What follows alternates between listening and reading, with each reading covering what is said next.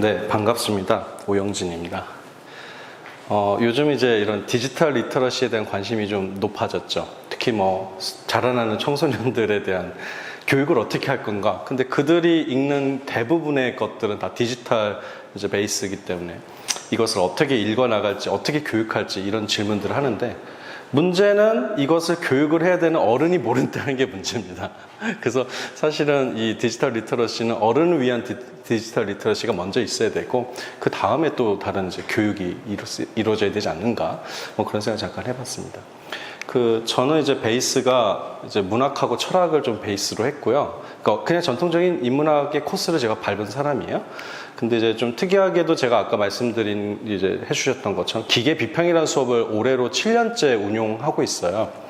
이 수업은 그냥 조그만 교과목이 아니라 한양대에서는 400명짜리 수업이에요. 그래서 콘서트장에서 하는 수업인데, 이제 한 학기마다 매번 그 기술의 아젠다를 바꿔가지고 12명의 특강 선생님들을 모셔다가 엔지니어나 철학자나 역사가를 모셔다가 저랑 이제 대담을 하는 그런 수업입니다. 그래서 사실은 학교 그 수업치고는 제작비도 엄청나게 많이 쓰는 수업인데, 이 수업을 처음에 제가 학교에 제안했을 때 굉장히 많은 반발을 받았습니다. 선생님, 기계 비평이 뭐야 도대체? 이러면서 있지 않는 말이란 거죠. 사회적으로 존재하지 않는 말을 만들으니까 많이 이제 제안을 받았던 건 기술과 인문학 어때? 이 정도? 아니면 인문학으로 본 기술 어때? 아니면 4차 산업혁명과 인문학 어때? 이렇게 이제 저한테 제시를 줬는데, 제가 그것들은 절대 허락해서는 안 된다고 생각했어요. 그 이유는 기계 비평이란 말이 주는 일종의 묘한 긴장감이 있잖아요.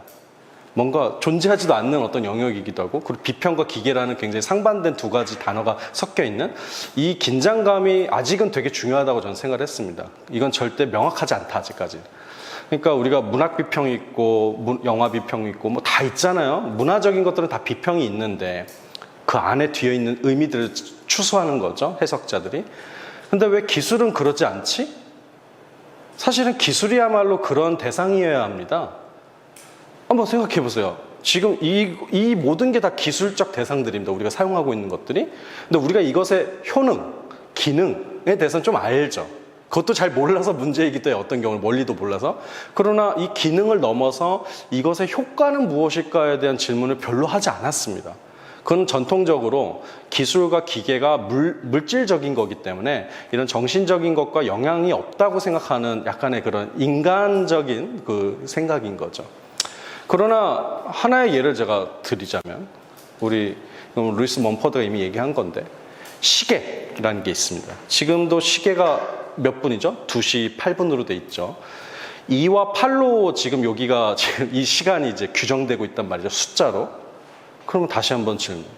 시간의 본질이 숫자인가?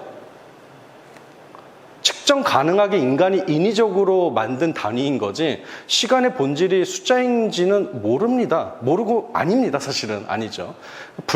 비가역적인 움직임 정도로밖에 이해가 안 되는 거죠, 현재로서도. 근데 우리는 시계란 걸 발명했죠. 인류는 17세기, 18세기에 그 시계혁명이라는 게 존재했잖아요. 그러니까 그 전까지의 시계는 존재했지만 뭐예요? 정말 이제 권위 있는 곳에만 세워져 있고, 그 시계가 사실 잘 맞지도 않았어요, 곳곳에서. 표준 시간이라는 게 존재하지 않았다는 거죠. 근데 갑자기 이제 개인이 소유하게 되고 표준 시간이라는 걸 이제 맞추는 어떤 그런 정교한 어떤 그런 기계술 같은 게 발달하게 된 거죠. 그러면 우리는 이렇게 생각할 거야. 그렇게 편안하게 이제 기계적 시간을 우리가 측정하게 되었구나. 드디어 약속을 잘 맞추게 되었구나. 이건 기능입니다, 기능.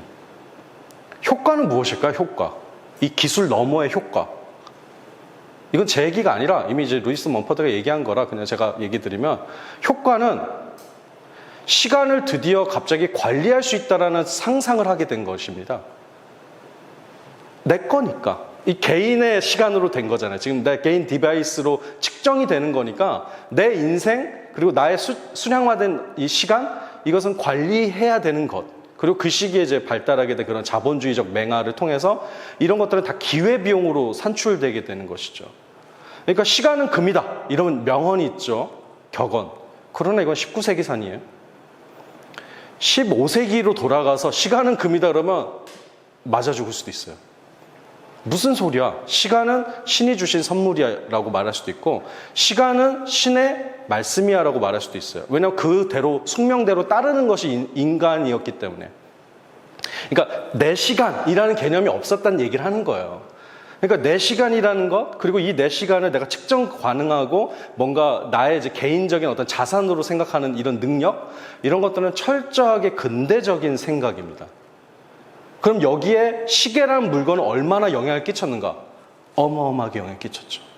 개인이 측정 가능한 디바이스를 주기 때문에 기능을 넘어서 어떤 정신적 효과를 얻게 되는 거거든요. 이 얘기를 드리는 거예요. 그러니까 오늘날 우리가 디지털 리터러시가 중요하다지만 근본적으로 왜 중요한가를 제가 답 드리면은 이 디지털 리터러시의 대상들이 다 기술적 대상들이잖아요. 이것들이 지금 우리의 정신을 재구조하고 있습니다. 그러니까 오늘날 인간학 혹은 인문학이라는 것은 사실은 이런 디지털 장치를 경유할 수밖에 없는 것입니다.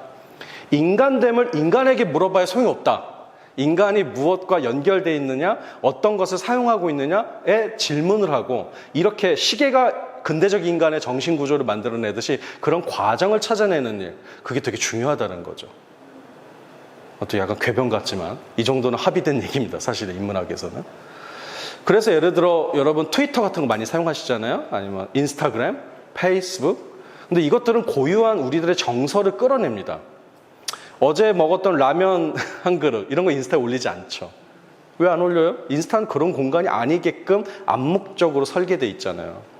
그리고 질투의 공간, 질시의 공간, 자랑의 공간이 된 거죠. 나쁜 의미는 아닙니다. 그냥 그런 감정을 사용한다는 거예요. 다른 감정은 끼어들 틈이 없어요.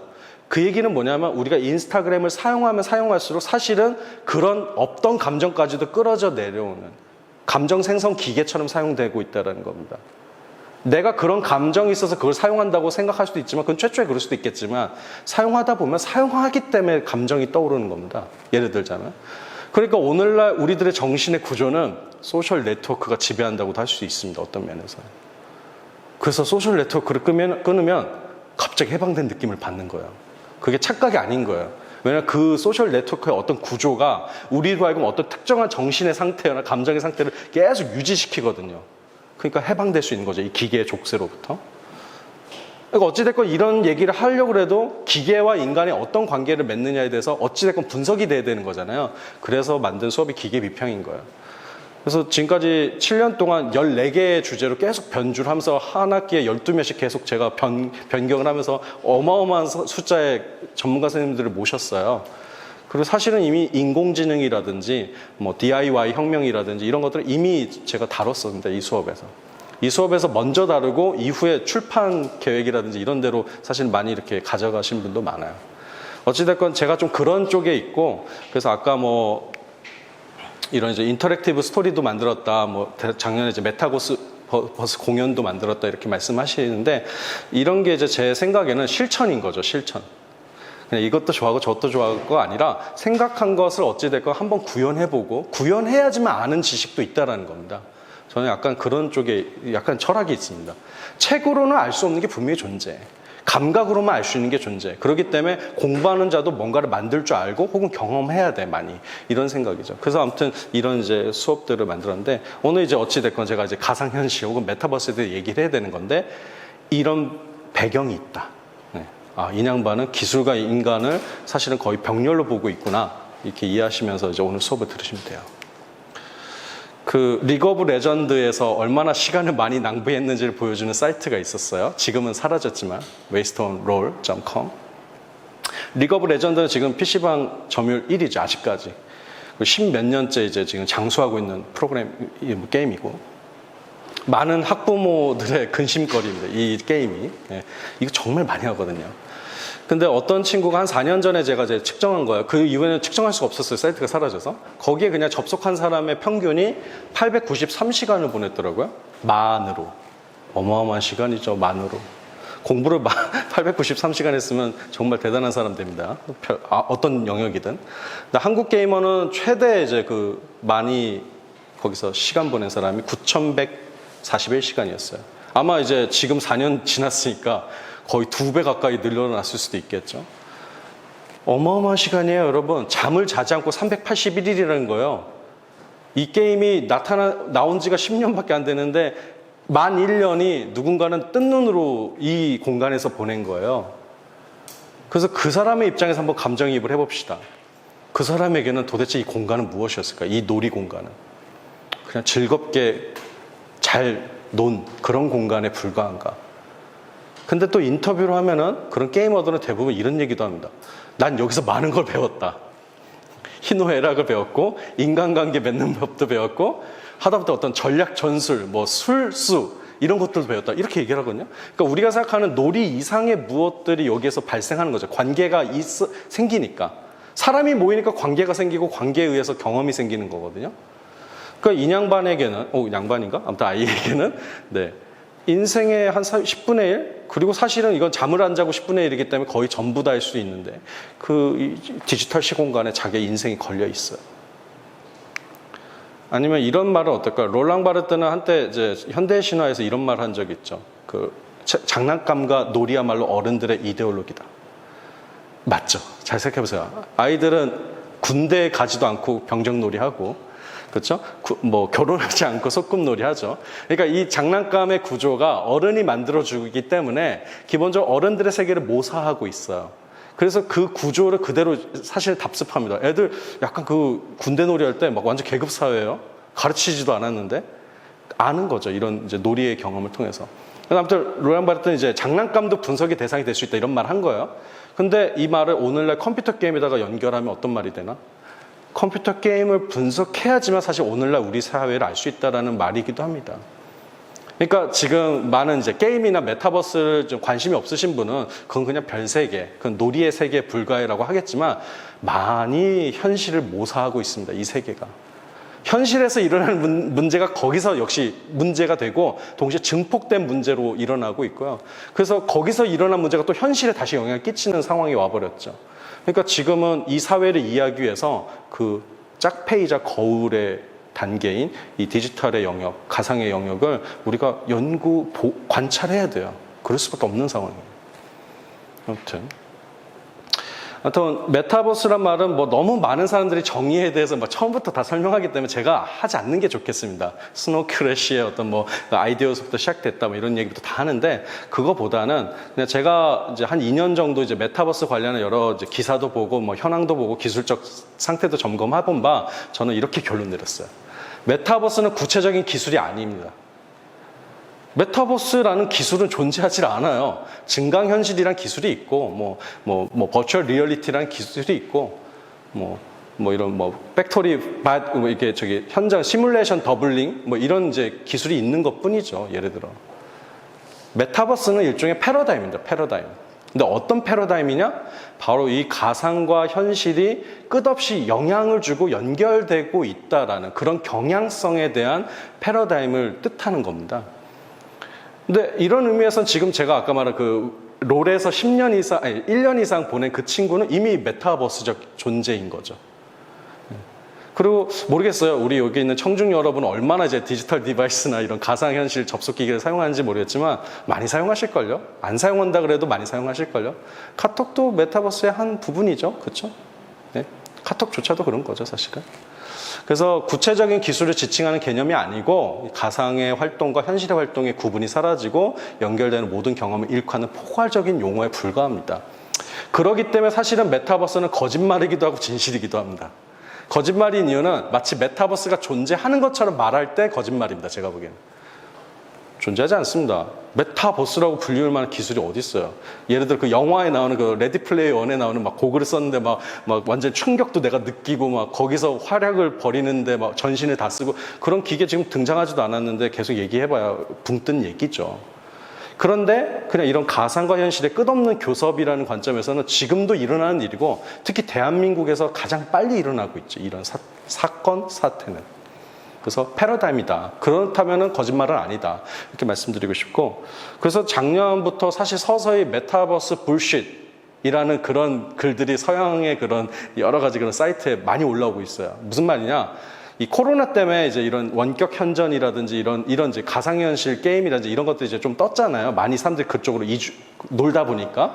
그러니까 마치 이제 메타버스 대세론이 막 가득 찼는데 사실 메타버스 존재하지 않는 건데 자꾸 존재하는 것처럼 말해?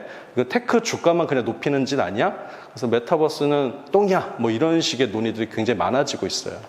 근데 그냥 한국만 지금 갑자기 그 속도를 못 맞추고 그냥 작년에 있었던 그 메타버스 열풍으로 많은 그 펀딩이 풀려 있는 것 뿐이죠. 잘못 풀린 것 같습니다. 제가 보기에는.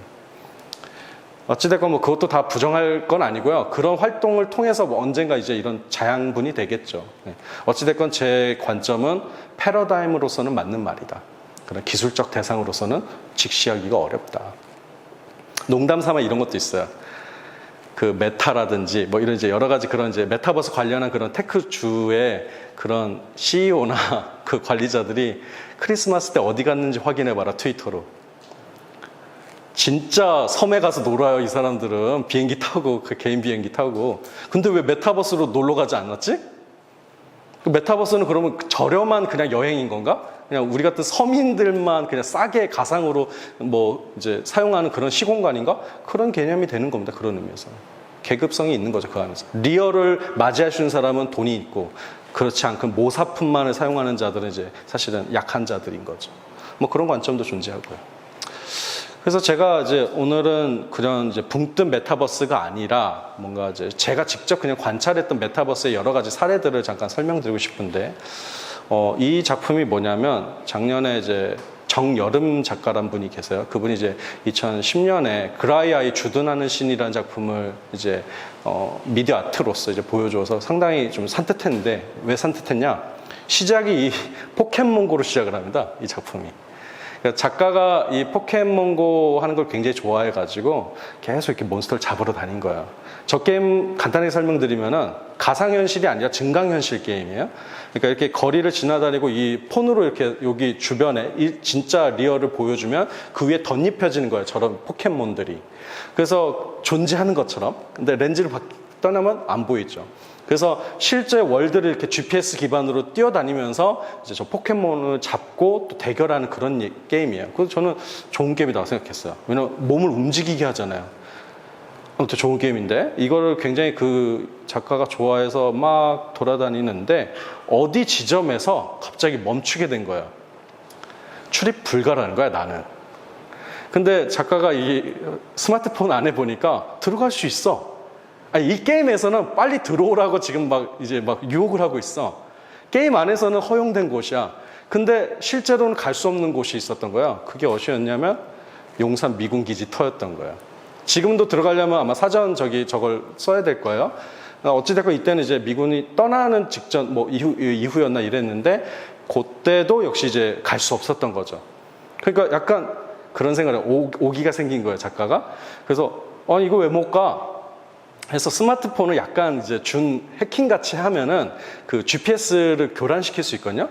그래서 내가 마치 돌아다닌 것처럼 속여가지고 그 안에서 용산 기지를 갔다 왔어요, 이 친구가. 이해가죠? 여기서는 가지 못하지만 이 가상 안에서 이제 GPS를 이제 교란해서 가본 거예요. 그리고 이런 질문합니다. 도대체 여기 뭔데 왜 못 가는데? 질문을 했더니 역사적인 질문에 이제 마주하게 되는 거예요. 이곳은 사실은 무려 이제 공식적으로만 해도 1904년부터 2018년까지 무려 114년 동안 일반인에게는, 인민에게는, 대중에게는 허용되지 않았던 땅입니다. 그리고 더 높이 더 오래 올라가면은 사실 뭐 청나라 주둔지였다고도 하고요. 계속 외세가 여기에 오면은 저기가 요지니까, 군사 요충지니까 계속 점령당했던 곳이에요. 그러니까 이 땅은 뭐예요? 존재하나, 존재하지 않아. 아니면 뭐 이건 너무 이제 비약이라면 존재하나? 갈 수는 없어. 어떤 사람의 인생에서 일생에 통틀어서 가본 적이 없는 땅이기도 해요. 그러면 갑자기 이런 질문을 하는 거예요. 이 양반이 그러니까 역시 작가야. 내가 지금 보고 있는 이 허상, 이 앞에 있는 이 포켓몬이 가상적인 존재일까? 아니면 분명히 갈 수는 있는데 못 가게 만들어 놓은, 그것도 100년 이상, 저 땅, 용산기지 땅, 저 시공간, 실제 시공간이 가상인 걸까? 그런 굉장히 재밌는 질문을 하게 되는 거예요, 이 친구가.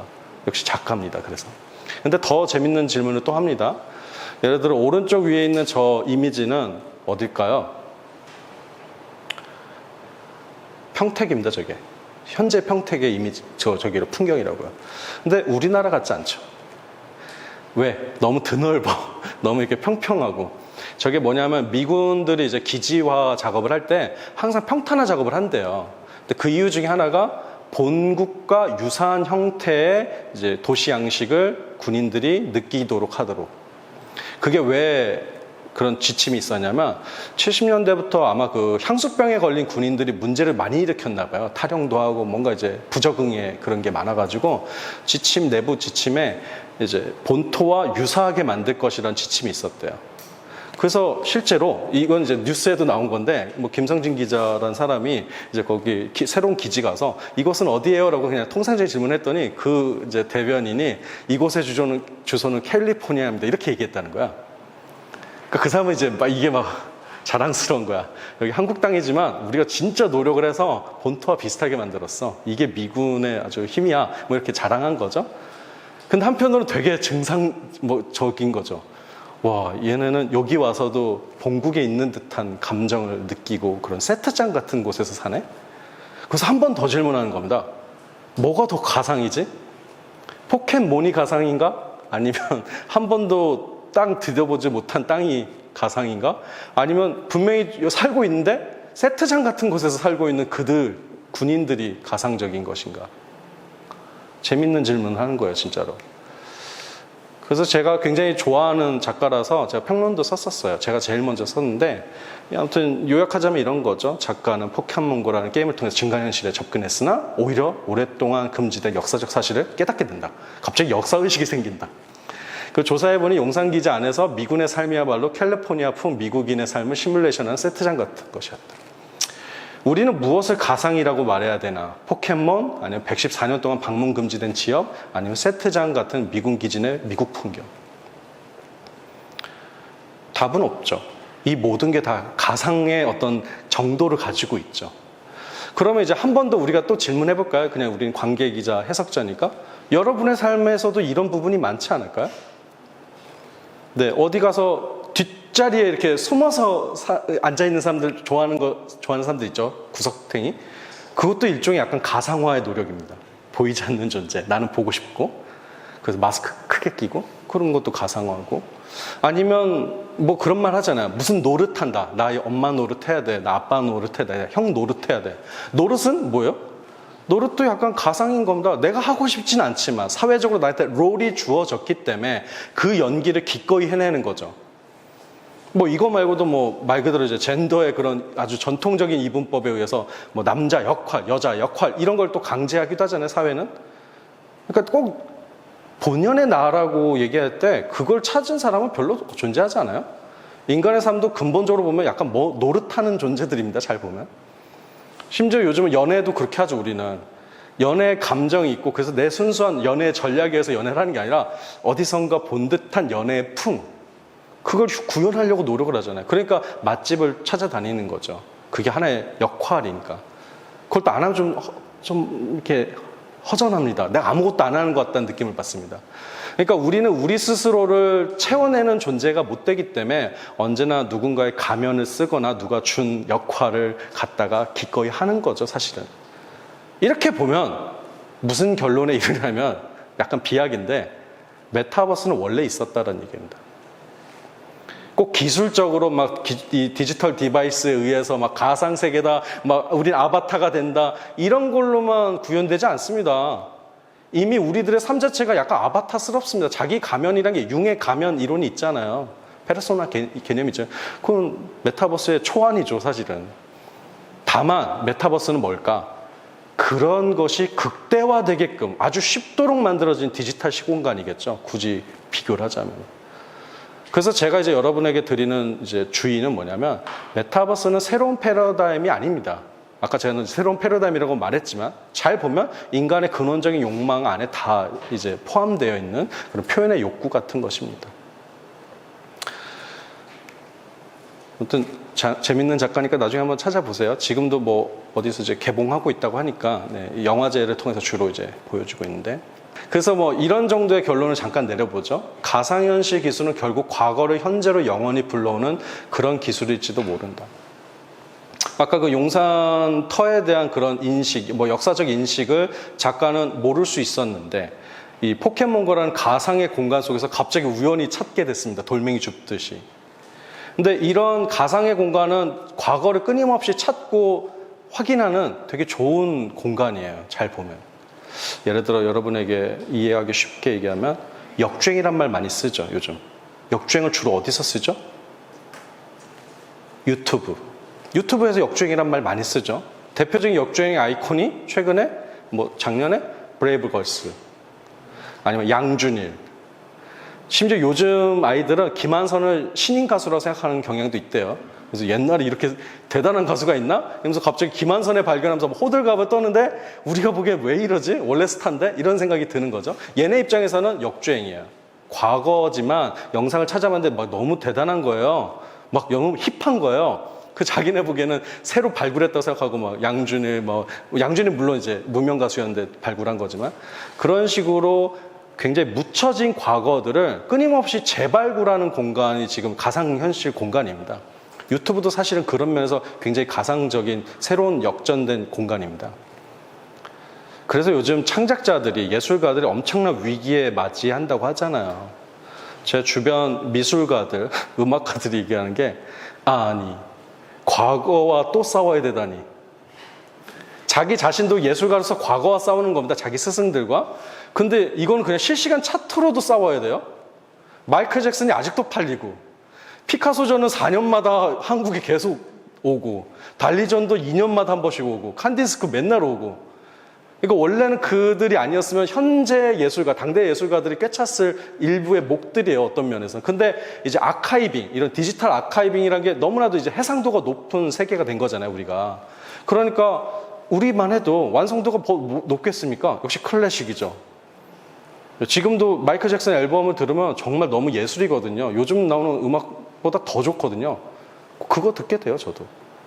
그리고 이렇게 역주행, 심지어 이제 유명하지도 않았는데 막 거기서도 차트 싸움을 해서 또 올라오는 과거인들. 그러니까 지금 예술가들이 숨막혀 한다는 거예요, 진짜로. 그래서 이거를 이제 이무근준 같은 이제 미술평론가께서는 좀비 모던이라고 부르기도 하더라고요. 끊임없이 되살아나는 근대다. 지금은 네, 좀비 모던이다. 이렇게 얘기하기도 하고. 뭐 저는 그냥 이렇게 죽지 않는 과거가 바로 메타버스나 가상현실의 본질이다. 이렇게 말씀드리고 싶습니다. 이 얘기를 잘 안 하는 게 저는 참 의아했습니다. 그러니까 이 공간을 그냥 자유로운 공간, 뭔가 아무튼 뭐든지 펼쳐낼 수 있는 공간으로만 표현하지 실제로 그래서 이런 데이터베이스적인 역할을 하기 때문에 어떤 일이 일어나는지에 대해서 분석을 잘 안 하는데 실제로 일어나는 일은 뭐냐? 수많은 과거에서 앞눌려 있는 우리들입니다. 근데 이거는 선생님들도 다 출판 예술 하시는 분이니까 느끼실걸요? 저작권 소멸된 클래식들이 막 계속해서 여러 버전으로 막 범람하고 새로운 작가가 또 들어갈 가능성이 생각보다 계속 틈이 없고 그런 상황인 거죠. 이건 다 어떤 일 때문에 그래요? 과거에 있는 이런 어떤 뭐 데이터나 하고 문서가 해상도가 그러니까 낮아지지 않고 낡아지지 않고 계속 그대로 유지되고 있기 때문입니다. 이건 네트워크의 본질이죠. 여러분이 구글 드라이브에서 뭘 지우면 삭제되는 것 같잖아요. 삭제가 아니라 안 보이게 하는 겁니다. 정확하게는. 삭제를 시키는 게 아니에요. 접속할 권한을 끊어놓는 겁니다. 이 데이터베이스하고. 이제 너 삭제한 거니까 이제 더 이상 접근 안 하는 걸로 할게. 이렇게 놔두는 겁니다. 보이지 않게 하는 거지 그게 사라지는 건 아니에요. 맘만 먹으면 다 다시 복원할 수도 있어요. 그리고 심지어 다중분산으로 막 이렇게 지금 연결되어 있기 때문에 사실은 내가 올린 어떤 글들이 굉장히 없애기가 더 어렵습니다. 삭제하기가 어렵다고. 삭제당할 자유가 필요한데 삭제당하기가 어렵게 된 거죠. 그러니까 이렇게 우리는 나의 과거조차도 죽이기가 어렵고 계속 되살아나는 모던, 좀비 모던의 세계에 있는 거죠. 이게 메타버스의 저는 본질이라고 봐요. 한편의 본질. 이 공간은 무엇이든 될 수 있는 게 아니라 무엇이든 튀어나오는 공간이다. 그런 생각이 들어요. 이게 약간 인사이트가 될 수도 있을 것 같습니다, 여러분들이. 이거는 작년에 있었던 프로젝트인데, 근데 이런 프로젝트 굉장히 많아지고 있죠. 인공지능 프로젝트가 신해철도 있고, 뭐, 김현식은 이미 했고, 김현철인가? 김현식도 했고, 뭐, 김광석도 하고 있고, 우리가 알고 있는 그런 추억의 가수들을 음성 합성 그리고 그 영상 합성을 통해서 하지 않았던 제스처, 하지 않았던 노래를 부르게 하는 거예요. 그러니까 지금 들었던 터틀맨의 목소리는 약간 터틀맨 같은데 사실은 기계의 목소리죠. 인간의 이런 이제 목소리 패턴, 음성 패턴을 분석을 해가지고 말 그대로 신디사이저를 만든 거예요. 신디사이저. 대단한 이제 능력인데 이미 이런 기술은 2017년에 완성됐습니다. 벌써 한 5년 전이에요. 그러니까 이게 대중의 레벨에서 개방되는 거랑 전문가 레벨에서 개방되는 거랑 정말 큰 차이가 있거든요. 근데 지금은 이제 이거를 대중적 차원에서 못 푸는 이유는 하나죠. 범죄의 응용 가능성이 너무 높아요. 그러니까 우리 사회가 받아들일 만큼 우리 사회가 따라가지를 못했던 거예요. 감수성이 지금 뭐 법적 문제부터 시작해서 따라갈 수가 없는 거죠. 이거를 열어주는 순간. 근데 이것도 되게 아주 핵심적인 메타버스 기술이거든요. 이런 합성을 통해서 끊임없는 메타 휴먼을 만들어낸다는 거. 그러니까 이런 거예요. 가상현실화 된다는 거, 메타버스화 된다는 것은 없던 과거도 만들어주고 있던 과거도 또 다른 새로운 행동을 하는 그런 세계가 되는 거예요. 한편으로는 엄청나게 무서운 세계입니다. 지금 여기서는 그래도 뭐 유족이 또 이렇게 눈물도 흘리고 또 약간 뭐 유령을 본 것 같잖아요. 홀령을 본 것 같은 느낌일 텐데 악용된다고 한번 생각해 볼까요? 인간은 항상 악한 본능이 있으니까 누군가 저 추억의 가수를 뭐 김광석을 이 앞에 아울렛에 장례 아나운서로 쓴다고 생각해 보세요. 자기네 로고송 부르게 한다고 생각해 보세요. 타락시키는 거죠. 그 죽지 못하게 하는 거죠. 유령을 죽지 못하게 하고 막 노동을 시키고 막 타락시키는 거죠. 그건 막을 방법도 없는 거죠. 솔직히 그 기술이 개인이 갖는 순간부터. 아무튼 이게 딥페이크부터 시작해서 모든 현재 이 인공지능 기반의 합성 그 기술의 문제입니다. 그리고 이게 메타버스적인 그 공간하고 만나면 아주 뭐 걷잡을 수 없게 되는 거죠. 그러니까 우리는 좀 이런 어두운 면도 알아야 된다는 거죠. 네. 이런 사례는 그냥 제가 넘어가고요.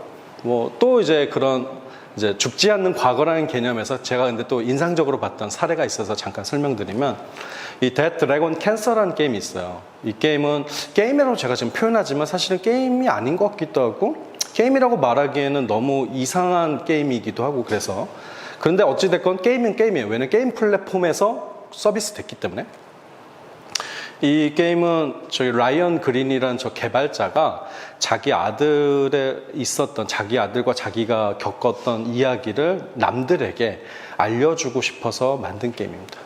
이 사람이 게임 개발자니까 저 아들이 사실은 시한부 인생을 살고 있었거든요. 이게 소아암을 겪고 있었나 봐요.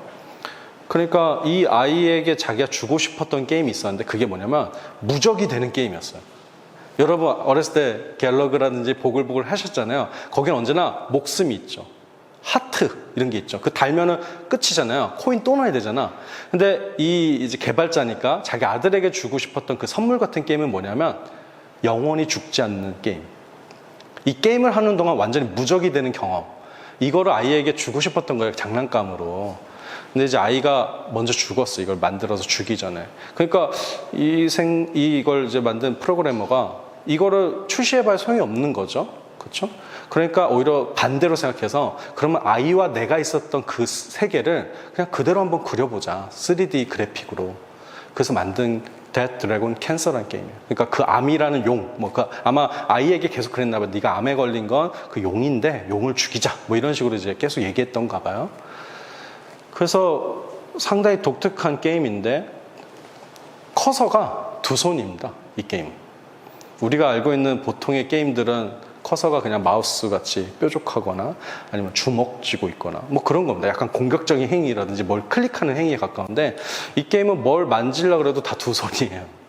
특히 이제 아이가 중간에 울고 있는데 저 조엘 그린이라는 친구가 아프니까 게임 속에서 우리가 두 손으로 된 그 마우스로 눌러서 이렇게 클릭을 할 수 있거든요. 이렇게 어루만져 주는 거.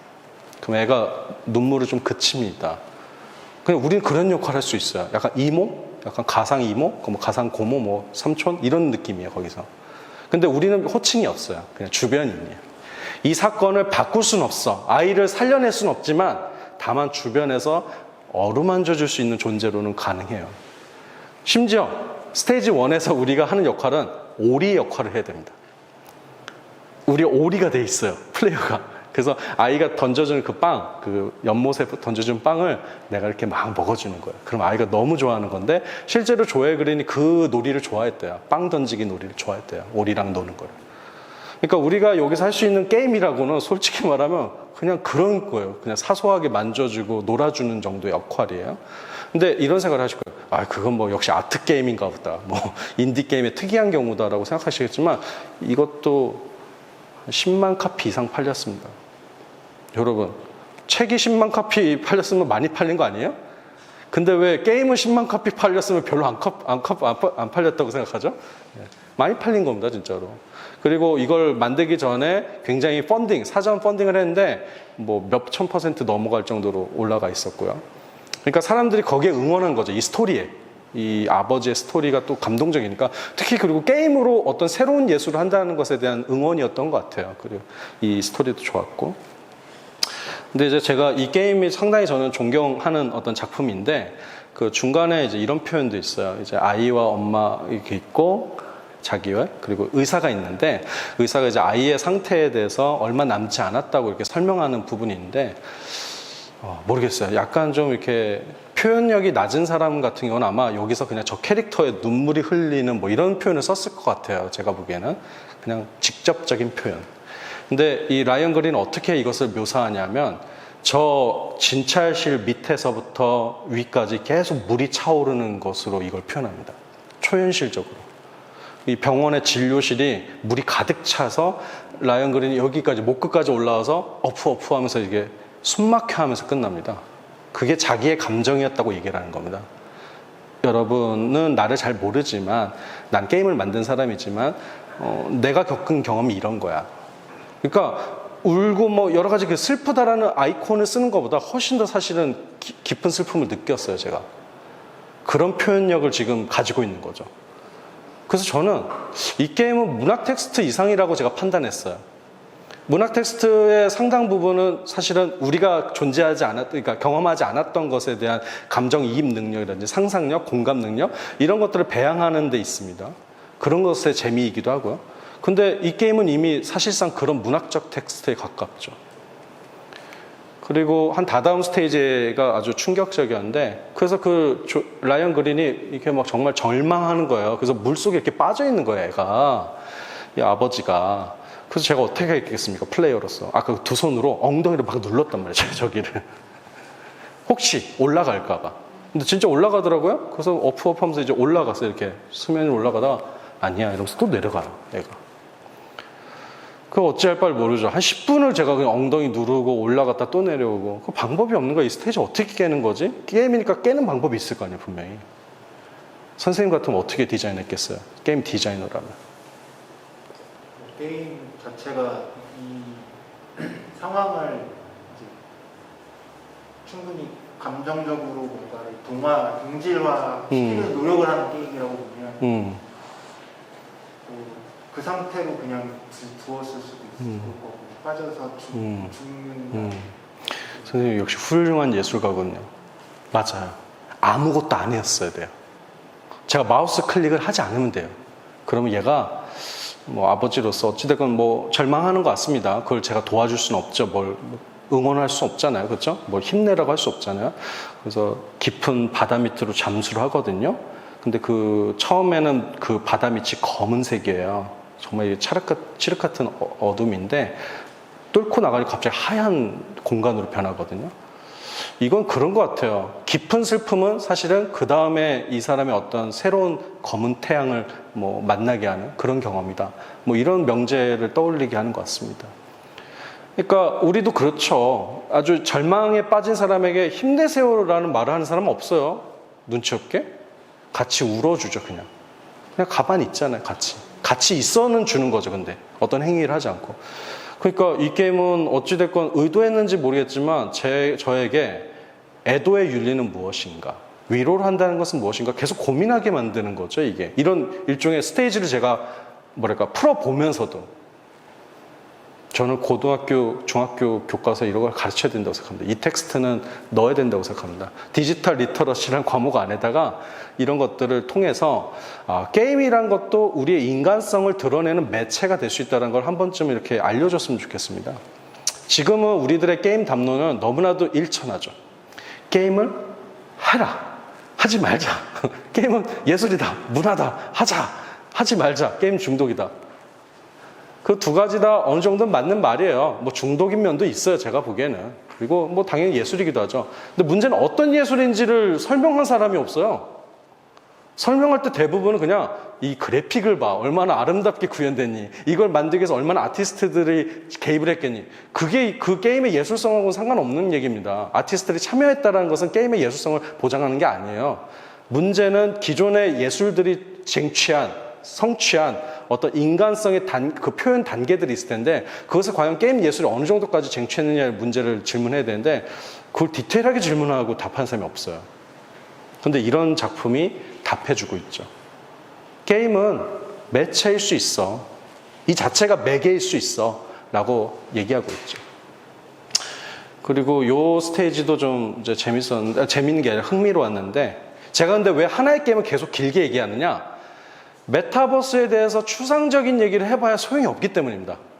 여기서 메타버스 경험한 사람이 누가 있어요? 저도 없는데 메타버스가 존재하지 않기 때문에 오히려 유사한 그런 소셜 네트워크, 뭐 MMORPG 이런 유사한 어떤 게임들에 대한 경험들이 이 메타버스의 미래에 대한 어떤 단초가 되는 겁니다. 아, 이것이 이제 증폭돼서 이런 세계가 되겠구나. 그렇기 때문에 이러한 어떤 포인트들을 우리가 되게 자세하게 살펴보는 게 중요하죠. 꼼꼼히 읽기가 중요하다고요, 게임도. 이 스테이지는 아이가 이제 정말 아픈 거야. 너무 아파가지고 울고 있는데 애를 찾는데 찾을 수가 없어요. 진료실에서. 그냥 계속 울려요. 어디서. 울고 있고 막. 이게 이 스테이지가 정말 끔찍한 건데 10분 동안 들어야 돼요. 아이의 울음소리를. 보채는 울음소리를. 다른 방법이 없어요. 이것도. 아까 그 마우스 클릭 안 한 거랑 비슷하게 방법이 없어요. 그래서 지금 요 스테이지를 이제 플레이하고 있는 요 유튜버가 막 정서적인 걸 이겨내지 못하고 울고 있는 거예요, 지금. 그러니까 지금 제가 PPT로 설명할 때는 여러분이 감정이입이 잘 안 됩니다. 근데 제가 가끔 가다 시간이 굉장히 많은 수업인 경우는 플레이를 하거든요, 이거를. 한 30분씩 플레이를 하거든요. 그러면 사람들 막 다들 끄덕거려요. 이게 게임의 힘이에요. 그러니까 문학 텍스트든 뭐 영화 텍스트든 이런 것들은 어찌됐건 거리를 둘 수가 있습니다. 그리고 나의 상상력의 강도에 의해서 사실 이 공감의 강도가 생깁니다. 상상력이 약하면 공감의 강도도 높지 않습니다.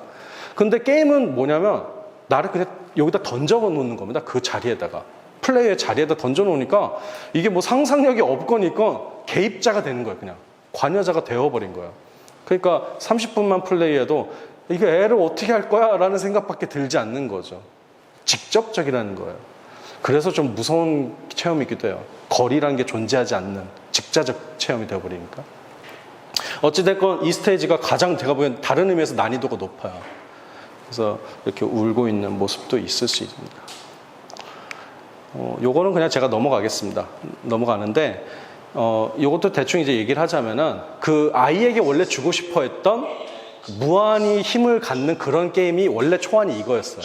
네, 지금 요걸 이제 플레이하고 있는 유튜버가 내가 했던 아케이드 게임 중에서 가장 훌륭했어. 지금 베스트의 순간이야. 이렇게 얘기하잖아요. 최고의 순간이야. 뭐냐면 원래 점프가 안 되는 구간이에요. 그냥 이 게임의 캐릭터 능력에서 아예 되질 않아요. 근데 황금매가 갑자기 날아온 겁니다. 근데 종종 이 게임이 그런 순간을 만들어내고 있어요. 아이에게 기적을 계속 행해 주는 거야. 이 아빠 프로그래머가 만들어준 거야. 그래서 아이에게 일종의 이제 은혜로움이라는 것을 게임적으로 체험시키고 싶었다 이런 얘기를 합니다. 아무튼 이게 원래 주고 싶었던 게임이죠. 그래서 나중에 이제 특이한 건 이제 엔딩 크레딧이 올라가는데 이것은 Thank you for watching이 아니라 Thank you for playing이라는 말이 붙어 있습니다. 뭐 그렇겠죠. 지금까지 열심히 플레이해줘서 감사해. 게임이니까. 대략 이 플레이 시간이 5-6시간 정도 되거든요. 근데 이것도 웃기는 게 게임이 5-6시간이라고 하면 막 게임하는 사람들은 아유 분량이 작다 이렇게 얘기를 하거든요. 근데 여러분 영화가 5시간이라면 어떡하겠습니까? 너무 길어 막 이럴 거 아니에요. 왜 그렇지? 게임도 밀도 있게 하면은 정말 이 정서적 밀도가 되게 높거든요. 그리고 5-6시간이면 상당히 부담스럽습니다. 근데 이 게임은 좀 그런 게임입니다. 밀도가 높은 겁니다. 감정 밀도가. 그래서 6시간 정도 이제 플레이하면 이제 저런 자막이 뜨는데 요거는 마지막 엔딩이니까 한번 보시죠. 그 전까지 이제 게임 캐릭터로만 우리가 봤다가 아, 이 아이였구나라고 깨닫는 순간에 약간 저도 이렇게 눈물이 핑 도는 경험을 했어요. 근데 그게 뭘까? 슬픔일까? 감격일까? 뭐 이런 생각이 제가 드는데 감격 같기도 해요, 사실은. 그래도 내가 이렇게 뭐 도움을 준 것 같은데 게임상에서나마 물론 실제로는 해본 적이 없지만 이 아이였구나 하면서 실물감이 느끼는 그 경험이 좀 상당히 독특했습니다. 그래서 제가 아무튼 그 수업을 길게 할 때는 아이들하고 하는데 애들이 너무 울어가지고 수업이 안 돼요. 여기 너무 감정이입이 돼가지고. 그래서 이런 생각을 하는 거죠. 플레이라는 말이 있잖아요.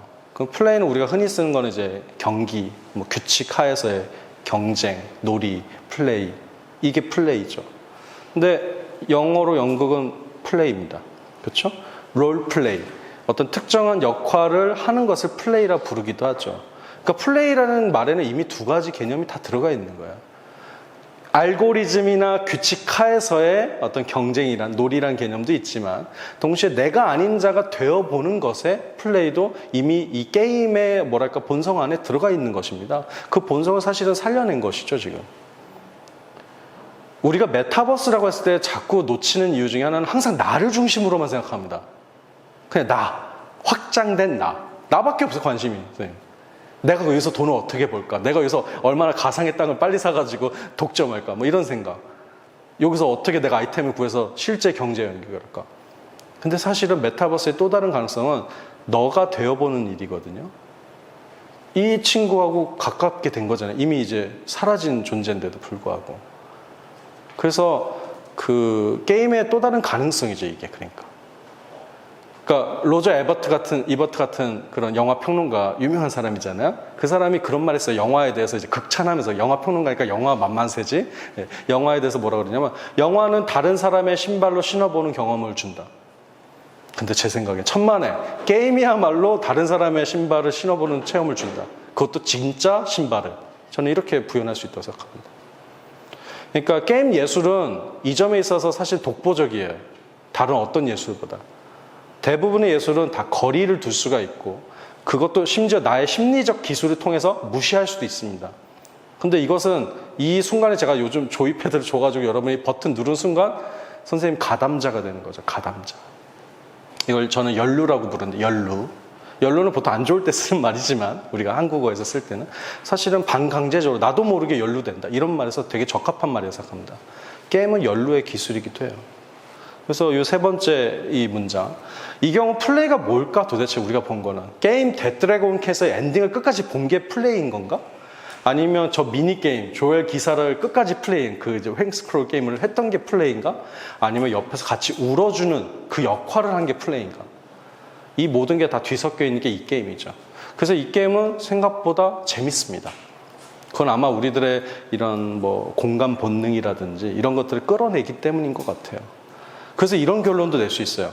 꼭 퀘스트가 있어야 되고 꼭 뭐 수치화 시켜야 되고 랭킹을 얻어야 되고 하는 것만이 게임의 동력이 아니다. 때로는 이 공감의 동력 자체가 게임의 이제 메커니즘일 수도 있다라는 아이디어를 이 작품이 보여준 겁니다. 그래서 2016년 영국의 그 게임 그 협회에서 혁신적 디자인상도 받았어요. 물론 이제 상 받으려고 만든 건 아니죠. 갑자기 이제 이런 얘기를 하면 갑자기 전통적인 문학을 대체하는 게임 예술에 대한 어떤 우월성을 설명하는 것 같은데 그런 게 아니라 어떤 문학적인 것이 있다라는 거죠. 문학이 있는 게 아닙니다. 문학적인 것이 끊임없이 매체에 의해서 변경되는 것이죠. 그래서 게임 기술 혹은 뭐 메타버스 기술, 뭐 가상현실 기술은 누군가의 입장이 되어보는 가장 강력한 기술일지도 모른다라는 아이디어를 드리고 저만 할 수 있는 얘기를 좀 더 드리고 싶은데 제가 이제 최근에 했던 프로젝트인데 이게 작년에 이제 했던 제가 에란겔 다크투어라는 작업이에요. 이 배틀그라운드라는 게임이 있습니다. 한국 그 크래프톤이라는 회사가 만든 작품이고 그게 이제 이런 단일 패키지 게임으로는 한국 게임 역사상 가장 많이 팔린 게임입니다. 전 세계적으로 수천만 장 팔렸죠, 이 게임이. 그 게임이 배틀 로얄 장르예요. 배틀 로얄이라는 걸 많이 들어보셨죠? 옛날에 그 영화 배틀 로얄 보시면 거기서 유래한 거죠, 이게. 그러니까 100명이 어떤 섬에 뛰어내려서 에란겔 섬에 뛰어내려서 에란겔이란 가상의 섬에 뛰어내려서 한 사람이 살아남는 그런 생존 슈팅 게임이에요. 저도 이 게임 좋아합니다. 근데 잘하지는 못해요. 그래서 항상 순위가 22, 잘해봐야 12. 네. 그리고 요즘 여러분이 혹시 이제 좀 상스러운 말이긴 하지만 존버란 말 있잖아요. 뭐 존나 버티기 뭐 이런 말인데 그 존버란 말도 사실은 여기서 확장된 것입니다. 이 게임 경험에서. 그러니까 우리가 쓰는 그런 유행어가 이 배틀그라운드 산이 좀 있죠. 왜 그러냐면 배틀그라운드가 100명이 뛰어내려서 한 명만 살아남는 게임이다 보니까 누구도 나를 못 찾게 어딘가에 숨는 행위도 전략인 거예요. 그래서 막 원이 이렇게 다가오고 마지막이 이제 올 때까지 그냥 계속 숨어 있는 거예요. 버티면. 그러면 실력이 없는데도 10위권 안에 들어가는 거예요. 그래서 이제 존버의 전략이다. 뭐 이런 게 있죠. 그걸 이제 요즘은 뭐 코인이라든지 이런 거 쓸 때 사람들이 쓰는 은유가 되는 거죠. 그러니까 아무튼 젊은이들의 가장 뭐 중요한 체험의 장이고 거기서부터 은유도 나오는 그런 이제 어떤 경험이란 그 시공간 경험이라는 건데 제가 그런 생각을 해봤어요. 근데 여기서 이 좋은 자원들을 놔두고 이 자연 풍광을 놔두고 이 좋은 어떤 뭐랄까 오브젝트들과 사람들을 놔두고 왜 총을 쏘아야만 할까? 혹시 총을 쏘지 말자고 한번 제의한다면 어떤 일이 벌어질까? 이런 생각이 들어서 디지털 플래시몹을 한 겁니다. 사전에 이렇게 동의하거나 그 짜지 않은 일반인들 대상으로 100명이 이 에란겔 섬에 내린 거예요. 내리고 한마디만 한 겁니다. 오늘 총을 한번 쏘지 말자고. 근데 이 2021년 3월 20일 날 그리고 21일 날 양일간 했던 프로젝트인데 누구도 총을 쏘지 않았어요. 서로에게. 사실은 저는 사실 믿지 않았거든요. 그래서 저는 연출자로서 그런 총격 사태와 그 국지적 전쟁이 발발할 그런 가능성을 다 열어두고 우리 조교들하고 엄청 연습을 해놨거든요. 여러 버전들을 만들어 놓으려고 이 의미를 이제 추수해야 되니까. 근데 한국 사람들이 착한가? 하지 말자면 또 하지 않는 경향이 있더라고요. 그래서 너무나도 평화롭게 그 100명이 이 디지털 공간을 산보한 그 프로젝트입니다. 산책자, 디지털 산책자가 된 거예요. 근데 어떤 공간이길래 그러냐면 지금 보고 있는 요런 이제 왼쪽에 있는 저런 이미지의 그 드넓은 평원인데요. 실제로 이 에란겔 섬은 우크라이나를 모델로 해서 만든 겁니다. 우크라이나 평지와 우크라이나 시설들을 다 모델해서 만든 거죠.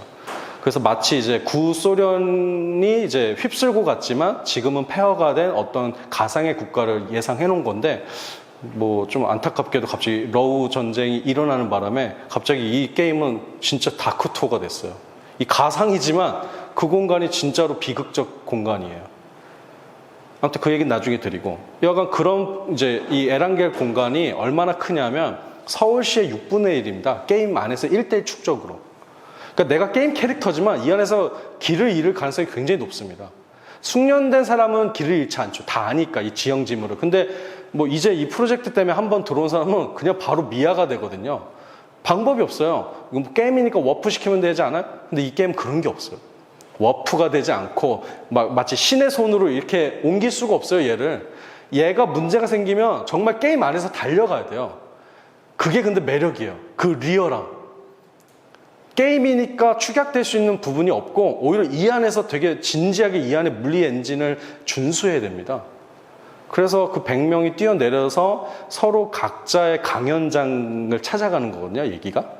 그래서 각각의 세 곳의 곳곳의 강연장에서는 되게 해괴한 어떤 철학자가 있거나 아니면 이 디지털 공간, 이 게임에 대해서 막 비판적으로 생각하는 사람이 있고 어떤 사람은 메타버스에 대해서 이렇게 근본적으로 회의를 품는 자들이 있어요. 이 양반들이 또 이제 일장 연설을 합니다, 여기서. 연극 톤으로. 그럼 또 사람들이 이렇게 경청하고 토론하는 겁니다, 거기에 대해서. 이 공간에 와서 스스로 메타적으로 이렇게 보는 거예요, 이 공간에 대해서. 그리고 남는 시간에는 출사, 이 안에서. 이 사진 찍고 다니는 거예요, 다들.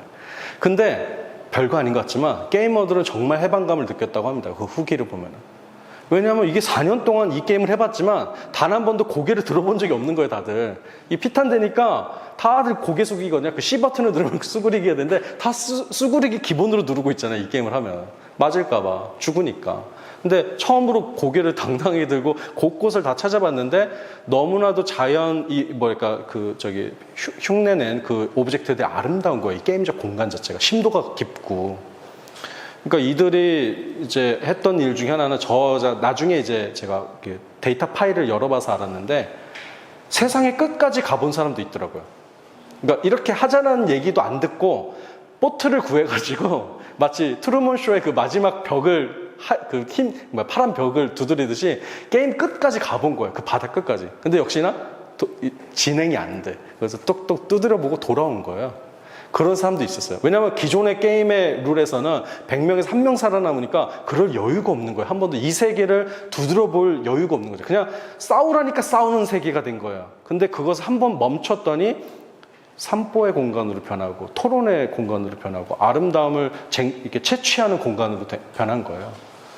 아무튼 이 프로젝트가 저는 좀 굉장히 힘들었어요. 왜냐하면 이거는 가장 좋은 엔딩이었고 저는 사실은 서로 싸울 수도 있다고 생각했습니다. 그래서 정말 난장판이 되는 플래시몹이 될 수도 있다고 생각했습니다. 그래서 그렇게 되면 또 의미를 제가 좀 그렇게 추수하려고 했죠. 역시 이게 우리들의 악한 본성 뭐 이런 식으로 이제 추수하려고 그랬는데 뭐 그럴 일은 없었네요. 아무튼 그래서 이게 이제 에란겔 다크투어라고 해서 에란겔이라는 가상 공간을 다크투어하는 얘기예요. 그래서 그 가상 공간에도 시나리오가 있어요. 우리가 만든 이 공간은 어땠을 것이다. 역사를 막 이렇게 사실 만들어내서 같이 관람하는 거죠. 견학하고. 이게 스테이트먼트인데 뭐 다 읽을 수는 없고요. 네. 아무튼 이 안에서 아이러니하게도 가장 그 전투가 많이 벌어진 공간이 스쿨이라는 곳이거든요. 정말 이제 학교인데 그곳이 이제 가운데 있어요. 여기 맵에. 거기서 사람들이 정말 전투를 많이 하거든요. 정말 수천만 회를 했을 것 같아요. 지금 전 세계적으로는. 네. 근데 저희는 그 스쿨에서 정말 강의를 했습니다. 이런 강의를 사이버상에서 한 거예요. 저도 이 아바타로 들어오고 다른 사람들 다 아바타로 들어오는 거예요. 재밌지 않습니까? 근데 사실 이 아이디어는 어디서 나왔냐면 2017년에 제가 성균관대 아까 그 게임과 인문학이라는 수업을 같이 만들었다고 했잖아요. 동료들하고. 그때 제가 이거는 게임과 인문학 수업이니까 게임 안에서 수업을 해보자 해서 원래 그 배틀그라운드 안에서 해본 거예요. 원래 40명짜리 클래스를 거기서 한번 해본 겁니다. 근데 정말 그때 난리가 났었습니다. 다 통제가 안 되고 제가 여기서 분명히 이런 강의장에선 그러지 못하잖아요. 지금 여러분들 이탈 행위를 할 수가 없잖아요. 몸도 가볍지 않고 뭐 이러니까. 근데 막 뛰어다니고 선생이라고 공동 이제 같이 나랑 티칭하는 사람 저 위에 있고 막 저기 막 농구장 위에 있고 막 총 위로 쏘고 막 난리가 나는 거예요. 수업이 안 돼요. 근데 그게 그 공간의 본성이죠. 산만함이 본성인 거죠. 근데 그것도 같이 느껴보자는 거였어요. 근데 되게 재밌었어요. 아무튼 뭔가 강의도 했는데 산만하기도 하고 동시에 자유로운데 또 통제되기도 하고. 근데 그거를 이제 확장해서 이제 일반인 대상으로 플래시몹을 한 건데 이제 그런 결과가 나온 거죠. 누구도 총을 쏘지 않았던 50분의 평화를 유지했다. 근데 한편으로 이 프로젝트의 또 다른 사실은 제 이 마음 안의 모델은 월가 시위였습니다. 뭐냐면 허락받지 않은 곳을 점령하는 일이 저는 중요하다고 생각을 했어요. 허락받지 않는 것을 허가받고 점령하는 것은 그냥 허락을 받는 일입니다. 그냥반에게 권위를 주는 일이죠. 근데 진짜로 무서운 일은 뭐냐면 그냥 쑥 들어가서 앉아있는 겁니다. 우리 자리야? 내가 앉는 자리가 내 자리야 라고 말하는 거거든요. 그게 월가 시위의 방식이었잖아요. 그 월스트리트를 점령했던 그 시위대들의 방식이었잖아요. 근데 그것에 정확하게 짝패가 이제 트럼프 대선 불복 운동에서 일어났죠. 네. 화이트하우스를 점령하는, 거기 아니죠. 그 국회의사당을 점령하는. 네. 여하간 뭐 그렇게 이제 현실은 항상 희극과 비극이 이제 겹치는데 그런 걸 염두에 둔 겁니다. 근데 왜 그런 생각을 하게 됐냐면 우리가 너무 알고리즘 종속적 존재라는 생각을 제가 계속 해왔기 때문입니다. 메타버스의 본질은 기본적으로 알고리즘이잖아요. 그렇죠? 근데 이것은 어찌됐건 공평한 세계일 수도 있지만 아닐 수도 있습니다. 이 디자인을 어떻게 하느냐에 따라서 아까 인스타그램이 그런 이제 감정을 끝없이 추출해내듯이 이 메타버스적 게임 공간 혹은 가상 공간이 우리로 하여금 그런 폭력적인 어떤 성향을 끊임없이 더 끌어낼 수도 있는 거잖아요. 그냥 별것도 없는데 총을 쏘잖아요, 사실은. 명령도 하지도 않는데 그냥 바로 사람을 죽이는 게 여기서는 재미있는 거잖아요. 룰이잖아요. 나쁘다는 게 아니라 그냥 질문하지 않는다라는 거예요. 알고리즘에 대해서 한 번쯤은 질문할 수 있는 능력이 필요하다고 생각했습니다. 그리고 멈추는 능력. 그리고 상업적인 게임이지만 예술 프로젝트에 의해서 한 번쯤은 점령당하는 경험. 그게 필요하다고 봤어요. 그래서 상당히 호평받았고요. 비평문도 한 8개 받았고 해외에도 소개됐어요. 심지어 이제 남가주 대학에는 텍스트로도 쓰이는데 이 영상이 웃기는 게 코리아 대한민국 사람들의 선한 본성 막 이렇게 소개가 됐대요. 네, 왜 그랬는지 모르겠지만 아무튼 SF적이라고 봤대요 그쪽에서는. 네. 그래서 사이버 텍스트 위에서 이제 그런 행위를 한 걸로 보았고 이런 식으로 이제 진지하게 정말 사람들이 돌아다니고 얘기 나누고 했던 거예요. 여기 막 그래비티도 보고 감상하고 이러는 거예요. 저럴 여유가 어디 있습니까 평소에. 이건 이제 강의 장면이고요. 실제. 이런 것들이 정작 지금 저기가 다 밑에 청중들이죠. 여러분하고 다르죠 이 양상이. 개발도상국의 공간들에서는 사실은 일어날 수 없는 그래도 꽤 집중하고 있는 겁니다 저 정도면. 무식하게 요약을 하자면 한 1km 바깥에 있는 사람도 있어요. 네. 여하간 요지는 뭐냐면 근데 이게 회개한 궤변이 아니고 되게 재밌는 얘기를 한 건데 이 배틀그라운드는 여하간 게임 사양으로 치면 지금 최고급 사양에 해당하는 게임이에요. 그러니까 지금 우리가 뭐 제페토나 이런 걸 메타버스라 그러는데 사실은 게임하는 사람들은 코웃음 칩니다. 아니 그 그래픽에 몰입이 돼? 거기에 무슨 육체와 정신을 올릴 수 있다고 생각해? 근데 이 게임은 그래도 꽤 괜찮죠. 언리얼 엔진은 거의 풀로 다 가동하는 거라서 아까 요거는 화질이 좀 나쁜 거고요. 실제 게임 인게임은 정말 아름다워요. 이 심도도 깊고. 근데 이 게임을 통해서 이제 그런 얘기를 하는 거예요. 저 게임을 돌리기 위해서는 노트북으로 치면 300만 원짜리가 필요하거든요. 이 당시만 해도. 그리고 작년 초만 해도 비트코인 열풍이 너무 심해가지고 노트북도 다 막 비싸지고 그래픽카드도 비싸져가지고 이 게임에 들어올 수 있는 사람이 별로 없는 거예요. 개인적으로. PC방 말고는. 그래가지고 사실 입장료가 있는 셈이 된 겁니다. 누구나 갖지 않았어요. 메타버스 입장권이 공평하지 않았어요. 어찌됐건 300만 원짜리 노트북을 굴릴 수 있는 사람, 뭐 그래픽카드 100만 원짜리 쓸 수 있는 사람이 여기에 입장할 수 있었어요. 제가 이 공연에 대한 공연료를 받지 않았음에도 불구하고 격차가 있는 거죠. 디지털 격차가 생기는 거죠. 현실의 자본력을 통해서. 그리고 웃겼던 게 그래도 이제 한 40만 원짜리 뭐 그래픽카드로 들어온 사람도 있거든요. 어떤 현상이 일어나냐면 심도가 달라져요. 그 저사양의 그래픽 카드로 배틀그라운드를 굴리면 500m까지밖에 안 보입니다. 시야가. 나머지는 더 희끄무레한 그 비트 그냥 저 픽셀로 보입니다. 근데 이제 한 150만 원짜리 그 하이엔드급으로 하면은 쫙 한 2km까지 보입니다. 적을 볼 수 있어요. 그러니까 이 안에서도 격차가 있는 거예요. 그래픽 카드의 힘에 의해서. 그래서 어떤 명제가 끌어지냐면 메타버스 말하는데 메타버스 공평하지 않아. 이런 문제조차도 해결하지 못하고 있어 우리는.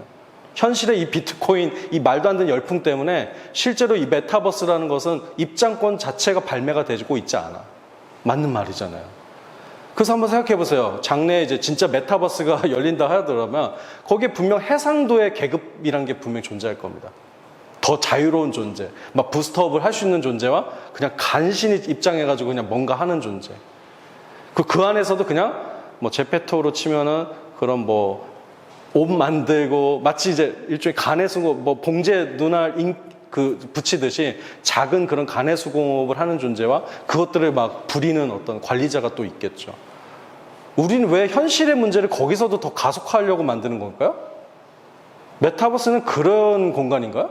여기에 있는 그런 계급성, 그런 문제들을 거기서도 더 심화시키려고 만드는 걸까요? 그런 질문을 해야 되는 겁니다, 반대로. 예. 근데 메타버스의 또 다른 특징은 민주성이죠, 사실은. 그러니까 나도 만들 수 있고, 나도 개입할 수 있고, 나도 바꿀 수 있어라는 논리인데, 실제로 그런 장치가 보장된 메타버스를 누가 설계하고 있느냐 질문해 보셔야 됩니다. 별로 설계하고 있지 않습니다. 그것은 이익이 되지 않기 때문에, 기업의 이익이 되지 않기 때문에 안 하죠. 오히려 계급 차이를 더 두려고 하죠. 왜 두려고요? 이 사람은 O 레벨로 놓고, 그러니까 자본을 투입하면은 더 좋은 레벨을 주고, 이제 그런 자본이 투입되지 않는 유저는 어찌됐건 그냥 이 안에서 초급 레벨로 살게끔 만들어서 격차를 통해서 이 사람의 우월한 감정적 지위를 주고 그것을 하나의 에너지로 사용하는 것입니다. 그게 메타버스의 현재 전략입니다. 메타버스 그래서 그런 의미에서 나쁜 공간이 될 수도 있습니다. 꽤나 나쁜 공간. 여기에 문제를 거기서 더 심화시키는 겁니다. 그리고 이런 생각해 보십시오. 지금 여러분은 상관없지만 이제 아이들이 이제 가상과 현실을 구분하지 않고 이제 사용하게 되잖아요. 지금 이 공간 안에서도. 근데 내가 현금을 그냥 지불해. 현질이라 부르죠. 현질을 지불하면 그 안에서 좋은 무기를 얻을 수 있어. 그리고 그것이 더 우월한 지위를 얻는 것이 아무런 공정한 감각에 문제가 되지 않아. 내가 사고 내 돈 내산 내 계급이야. 그렇게 되는 거예요. 이 경험을 어디다 투사할까요? 현실에다 투사하는 겁니다. 그래서 어느 순간 여러분 에버랜드 같은 데 갔을 때 초고속 입장 같은 거 있잖아요. 그거 갑자기 불만을 아무도 제기하지 않는다는 생각을 하지 않았습니까? 이거 10몇 년 전만 해도 한국인의 정서에서는 참을 수 없는 겁니다. 자유 입장권이란 게 있는데 이렇게 개별 입장권도 있는데 초고속 VIP 입장권이 또 있어? 그래서 아마 정서상 오히려 안 됐었던 겁니다. 그게 적용이 안 됐던 건데 갑자기 한 10년 사이에 은근슬쩍 이런 모든 제도가 도입되기 시작했어요. 프리패스가 또 있는 거예요, 이 안에. 왜 허용하고 있죠? 우리는 그걸 허용하지 않는 존재였는데 게임에선 이것이 더 가속화되는 경향이 있다는 겁니다. 아무튼 그런 것들에 의해서 개겨 보려고 이 프로젝트를 한 거예요. 그래서 약간 굉장히 정치적인 좀 프로젝트이기도 해요, 실제로는. 뭐 제 프로젝트가 제가 자화자찬해서 웃긴데. 네. 그래서 에란겔 다크토라는 이 게임이죠. 이 게임은 부클릿도 있어요. 실제로 인쇄도 했어요. 그래서 제가 크래프톤의 허락까지도 받았습니다. 약간 크래프톤이 뭐 다 알고 이렇게 허락해 주는 것 같지는 않지만 뭐 비공식적 예술 프로젝트로서 이런 세계관을 인정한 거예요. 산보가 가능한 에란겔. 그래서 이렇게 진지하게 옛날 그 게임 저희 크레딧처럼 만들었어요. 근데 여기에는 총쏘기 버튼이 하나도 없죠. 그러니까 매뉴얼이 없죠. 근데 이 게임은 실제로 쏘아서 죽일 수 있었어요. 무기도 제공했습니다. 저희가 다 제어한 게 아니에요. 통제한 게 아니에요.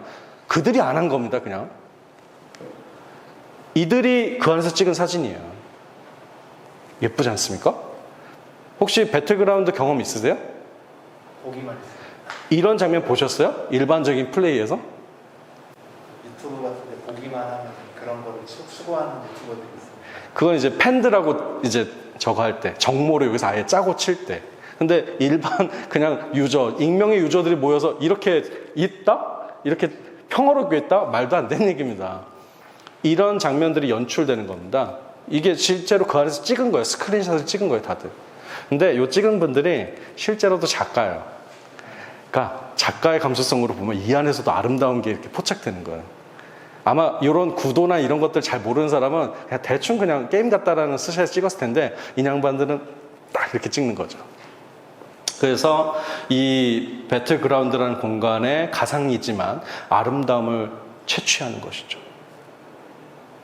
근데 아무튼 아이러니하게도 이 게임이 만들어지기 전에 이제 이 에란겔 섬이 구상된 건데, 그러니까 한 4, 5년 전에 구상된 건데, 그때 이 모델이 다 우크라이나 모델이었어요. 저 이런 지형 지물이 다 우크라이나 가보면 보이는 그 실제 그런 지형들이에요, 다. 그게 왜 그랬냐면 아마 우크라이나 쪽이 그리고 구소련권에서 뭔가 몰락했지만 여전히 싸움이 벌어지고 있는 어떤 곳이라는 이미지가 강했나 보죠. 그리고 플러스 알파 이쪽 인력들이 이런 이제 컴퓨터 그래픽이나 인력들이 좀 싸고 능력이 좋아요. 그러니까 사용하게 된 거죠. 근데 현실에서 우러 전쟁이 일어나는 바람에 진짜로 비극의 땅이 된 거죠. 이 가상의 땅은. 다 이론입니다. 그래서 이제 이런 질문을 해야 된다는 겁니다. 지금 제가 계속해서 얘기했던 논리들은 이 공간에서 우리는 무엇이든 될 수 있고 뭐 자유로운 공간이다라는 걸 다 뒤엎어서 설명하고 있는 겁니다. 그러나 동시에 긍정적인 가능성들이 있죠. 그렇죠? 남이 되어볼 수 있는 가능성도 있고 때로는 이 알고리즘적 공간을 이렇게 스스로 혹은 공모를 통해서 개겨보는 거죠. 이렇게 저항해보는 거죠. 뭐 이런 이제 어원적 그 풀이가 있을 수 있는데 19세기의 기술들은 보면 다 저 그라라는 접도가 붙어 있습니다. 그 뭐냐면 그릭 혹은 뭐 그라라는 이 어원은 뭐냐면 파다란 뜻이에요. 파다. 그 색이다는 뜻이고 문자 행위, 뭐 각인 행위 이런 것이죠. 근데 포토그래프, 뭐 포노그래프 뭐 이런 것들, 그라마폰 이런 것들은 다 뭐냐면 뭔가를 쓴다는 뜻인데 음성을 쓰다, 뭐 빛을 쓰다 뭐 이런 뜻입니다. 아니면 먼 것을 갖다 쓰다, 텔레그래프 이런 거, 전신전보. 19세기의 기술들은 쓰기의 관점에서 명명되어 있습니다. 재밌는 아이디어죠, 이게. 쓰기는 문학에서만 일어나는 게 아니죠. 모든 각인과 기록 행위라는 관점으로 넓게 보면은 음성 쓰기, 뭐 영상 쓰기, 빗쓰기, 원격 쓰기 이게 다 가능한 거죠. 20세기의 그 테크놀로지에선 이런 이제 저기 센스는 없지만 이것이 바로 기술이 가지고 있는 쓰기의 본능을 예시해주는 사례라고 저는 생각합니다. 어원적 풀이라고 생각합니다. 그렇다면 지금까지 제가 설명한 이런 게임 기술 아니면 메타버스적 기술들은 무엇을 쓰고 있을까? 누군가의 경험, 그 생생한 경험을 여기로 그대로 가져오려는 그런 쓰기의 방식이라는 겁니다. 그런 쓰기의 방식으로 쓰이는 게 더 좋겠다라는 겁니다. 그렇지 않을 수도 있겠지만, 그렇죠? 그리고 동시에 위로부터 내려온 것을 그대로 소비하는 쓰기, 읽기가 아니라 내가 써서 던지는 그런 아래로부터의 쓰기의 경험도 줄 수 있다는 것입니다. 우리는 이 공간을 점점 더 민주적인 공간, 그리고 점점 더 누군가의 공감을 할 수 있는 공간으로 발명할 그 의무가 있는 것 같습니다. 그래서 뭐 나쁘게만 얘기하면 현재 컴퓨터 게임은 마치 이제 소설이 18세기에 식민주의를 내재한 그런 부르주아의 인격 배양 체였던 것처럼, 아니면 20세기의 TV와 영화가 산업 소비주의를 대중에게 훈련시켰던 것처럼 지금의 컴퓨터 게임은 전 지구적인 그런 자본주의를 구성하는 리허설처럼 보이기도 합니다. 이해 가시죠? 제가 지금 계속해서 장단점을 막 섞어서 얘기하는 거야. 지금 전반적으로 게임은 이렇게 보이기도 해요, 솔직히. 그 얘기 아세요? 그 미군들이 이제 자기네 이런 탱크나 뭐 미사일 같은 거 이제 운용할 때 그 조종기를 MS사의 그 마이크로소프트 그 360 그 패드로 사용하려고 했다는 거? 게임 패드를 사용하려고 그랬다고요. 전쟁 무기 운용하는 그 조종기를. 이유는 병사들이 어렸을 때부터 계속 사용했던 그 조종기를 사용하도록 하는 것이 직관적이다라고 얘기한 겁니다. 와, 아주 무서운 얘기예요. 너무나도 쉽게 즐겁게 즐겼던 이 놀이적 인터페이스의 감각을 전쟁 기술에 응용해서 붙이겠다는 뜻이에요. 게임을 해온 친구니까. 가상 공간이나 게임적으로 세계를 인식하는 이 친구에게 실제 피비린 나는 이 현실을 마치 가상처럼 오히려 느끼게 만드는, 그래서 죄책감이 없어지는 그런 효과까지도 주려고 했던 전략입니다. 근데 이 프로젝트는 안 됐어요. 마이크로소프트사 내부의 직원들이 우리가 만든 이 게임 기구를 그런 살인 기구로 사용하는 것은 참을 수 없다고 해가지고 내부 반발이 있어서 이제 무야무야 됐습니다. 그러나 이런 일 되게 자주 있겠죠. 게임 기술을 이용해서 얼마나 사람을 더 훈련시킬까? 얼마나 이런 감각을 더 많이 미리 알려줄까? 오늘 데드드래곤 캔서라든지 뭐 다른 이런 게임들의, 혹은 뭐 제가 가졌던 에란겔 다크 투어의 그런 프로젝트들의 정신은 이 반대편에 있자는 얘기입니다. 이런 경향이 있기 때문에 이런 프로젝트를 계속 더 해야 된다는 겁니다. 이런 게임을 더 많이 만들어야 되고 이런 게임적 안에 퍼포먼스를 더 많이 해야 된다는 얘기입니다. 이 공간에서부터 개기지 못하는데 어떻게 현실에서 개기겠습니까? 이 얘기죠. 이게 그 아까 말한 그 사건이죠. 그래서 아무튼 뭐 제가 다른 얘기까지는 이제 하지 않고요. 그 18세기 초 그리고 17세기 말에 유럽의 어떤 논문에는 그런 말이 써 있다고 하더군요. 이것은 감기, 뇌일혈, 우울증, 간질발작, 뭐뭐를 유발하기 쉽다. 이것은 무엇이었을까요? 그때 17세기 말. 독서였습니다. 독서. 그러니까 이게 한편으로는 이제 이런 대량 인쇄된 어떤 그런 활자 텍스트가 이제 어떻게 보면 이제 제한 없이 막 풀렸을 때가 있었던 것이죠. 그래서 뭐 정말 이제 말 그대로 이제 뭐 음담패설일 수도 있고 뭐 그냥 재미난 기사담일 수도 있고, 아무튼 읽을 거리, 밤새 읽을 거리가 막 갑자기 풀려난 거예요. 이럴 때 그 사회에는, 유럽 사회에서는 독서 반대 운동도 있었습니다. 심지어 의학 논문스럽게 이렇게 막 이렇게 과학적으로 독서가 왜 간질밭을 유발하는가, 대인 관계를 막 망가뜨린가, 이렇게 질문했었던 것입니다. 그럼 오늘날 독서가 그런가요? 지금 출판도시 이 프로젝트에서 독서가 그런 존재인가요? 전혀 아니죠. 우리들 어떤 인간성을 배양할 수 있는 가장 원초적인 행위로 우리가 이해하잖아요. 그것은 아마 착각이 뭐 좀 바뀌어서 이제 착각이 이제 사라지고 뭔가 이 본질을 알아가는 과정일 수도 있고, 아니면 독서와 관련해서 우리는 무언가 계속 발명해낸 역사이기 때문인 겁니다. 독서를 계속 누군가의 입장이 되어보는 일, 인간성을 끌어내는 하나의 표현의 어떤 장, 그 행위, 읽고 쓰는 행위 자체가 그런 표현의 장으로 발명해온 것입니다. 컴퓨터 게임 마찬가지죠. 지금 그것에 스마트폰도 들어가고 게임 기술도 들어가고 과거에는 TV도 들어갔습니다. 그렇죠? 그러니까 계속 매체는 끊임없이 찬반의 양론을 통해서 끊임없는 발명과 반발명을 통해서 계속해서 헤게모니 싸움을 하는 것이에요. 그래서 우리는 이 게임의 본질이 무엇이냐 질문할 필요는 없습니다. 게임이 무엇이 되어야만 하는가라는 명확한 질문을 하고 거기에 필요한 해석과 발명을 어떻게 우리가 서포트할 것인가 이렇게 질문하는 게 좋다고 생각합니다. 저는 이게 디지털 리터러시라고 생각합니다. 게임을 하느냐 마느냐라고 질문하지 말고 어떻게 할 것이냐 어떻게 만들 것이냐라고 질문할 수 있는 능력을 어른이 알고 또 아이들도 아는 순간에 게임은 예술이 될 수 있을 것입니다. 네, 제 강의를 이걸로 마칠게요. 그래서 뭐 질의응답 타임을 이렇게 가져도 좋습니다. 있었어요. 제가 이제 하도 이런 트롤 짓이라고 하잖아요. 이런 장난치고 막 이렇게 망치는 짓? 그런 짓을 안 하길래 어떤 사람에게 물어봤어요. 왜 여기서 총 쏘지 않았어? 망칠 수 있었고 악명 높은 히어로가 될 수 있었는데 그랬더니 그 사람의 대답이 재밌었는데 선생님, 게임은 수천 번 할 수 있어요. 근데 이거는 예술의 형태로 한 번밖에 공연이 안 되고 있잖아요. 내가 한 번밖에 없는 이 공연의 개념을 그렇게 망칠 수 없었어요.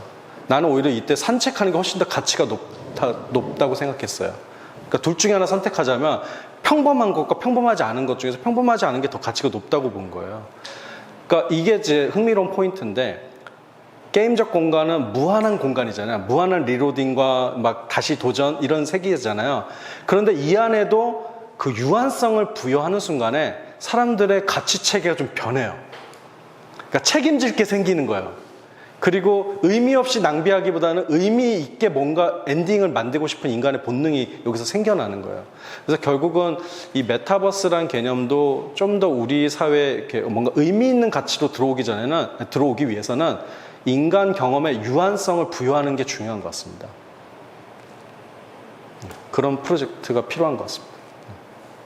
그런 얘기도 했었고요. 네. 어떤 사람은 그때 이제 비가 오고 있었거든요.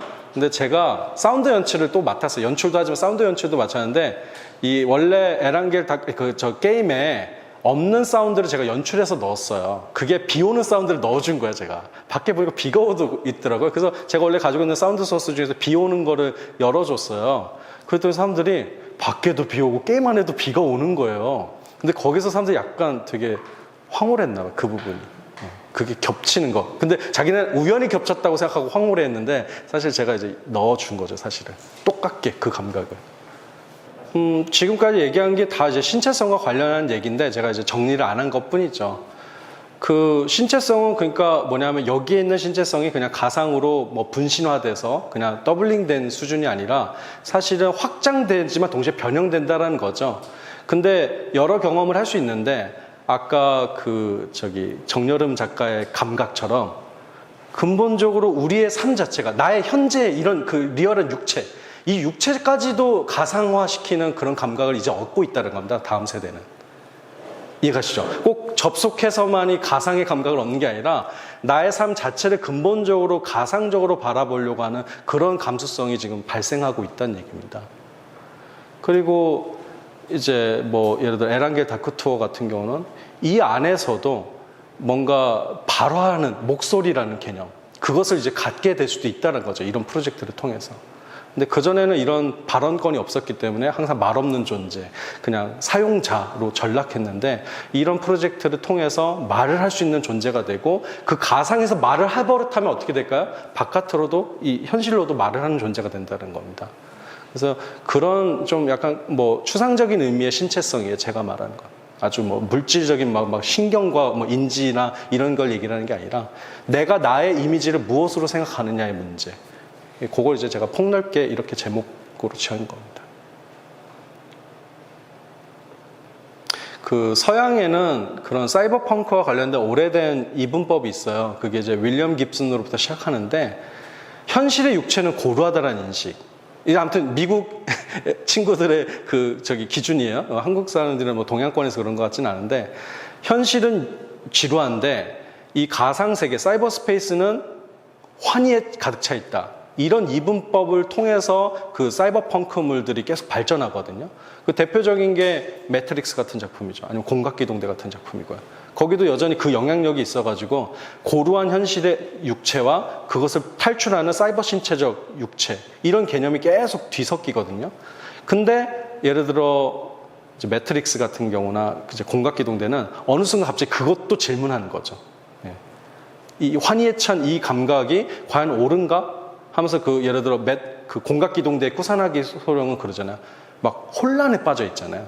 그러니까 무한히 자유롭지만 무한히 무엇이든 내가 될 수 있는 존재지만 그래서 도대체 내가 누구였지라고 질문해버리죠. 그 주인공이. 그래서 막 존재론적 불안에 빠지잖아요. 그러니까 이런 이제 오랜 이제 사이버펑크의 신체와 뭐 해방된 신체에 대한 이분법이 이제 계속해서 이렇게 SF물에 의해서 계속 갱신되고 있습니다. 그것을 또다시 질문하고 또 섞고 또 그 뒤에 있는 어떤 음모와 정치적인 어떤 그런 색깔들을 또 해석하고 그런 관점으로 계속 이렇게 엎치락 뒤치락 하고 있는 것 같아요. 근데 아무튼 저는 오늘 강의의 몇 가지 이제 제 관점 중에 하나는 이 사이버 스페이스에서 우리가 해방된 신체를 갖는다는 것은 분명히 어떤 우리의 노력에 의해서 얻어져야 된다는 얘기입니다. 그냥은 주어지지 않는다.